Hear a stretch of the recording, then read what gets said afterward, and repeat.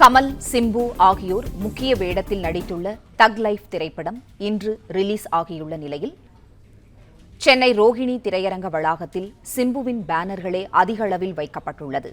கமல்ஹாசனின் மக்கள் நீதி மய்யம் சார்பில் வைக்கப்பட்ட ஒரு பேனரும் கிழிந்து தொங்குகின்றது. இது தொடர்பான கூடுதல் தகவல்களை செய்தியாளர் ஜெபர்சனிடம் கேட்கலாம். ஜெபர்சன், வணக்கம். கூடுதல் விவரங்கள் என்ன, சொல்லுங்க. மணிரத்னம் இயக்கத்தில் கமலஹாசன், சிம்பு, திரிஷா உள்ளிட்ட நடிகர்கள் பட்டாளம் நடித்துள்ள தக் லைஃப் திரைப்படம் இன்று தமிழகம் முழுவதும் வெளியாகியிருக்கிறது.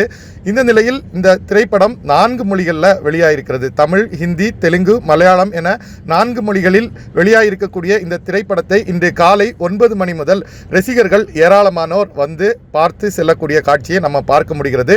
இந்த நிலையில் சென்னை ரோகிணி திரையரங்கிற்கு வந்த சிம்பு ரசிகர்கள் அங்கு வைக்கப்பட்டிருந்த சிம்பு கட் அவுட்டுக்கு பாலாபிஷேகம் பண்ணியும் தேங்காய்கள் உடைத்தும் கொண்டாட்டத்தில் ஈடுபட்டார்கள்.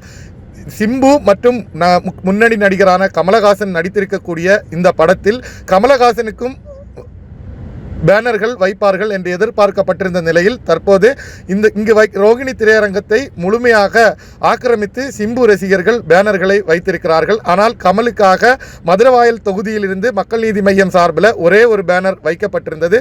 அந்த பேனரும் கிழிந்து தொங்கியதால் கமலஹாசன் ரசிகர்கள் சோகமடைந்தார்கள். அதே போல சிம்பு ரசிகர்கள் இந்த படத்தை சிம்புவுக்கான படம் என்று கொண்டாடி வருகிறார்கள். பிளே ஸ்டோர் மற்றும் ஆப் ஸ்டோரில் இருந்து பாலிமர் செயலியை QR கோடு மூலம் பதிவிறக்கம் செய்யுங்கள். செய்திகளை உடனுக்குடன் பெறுங்கள்.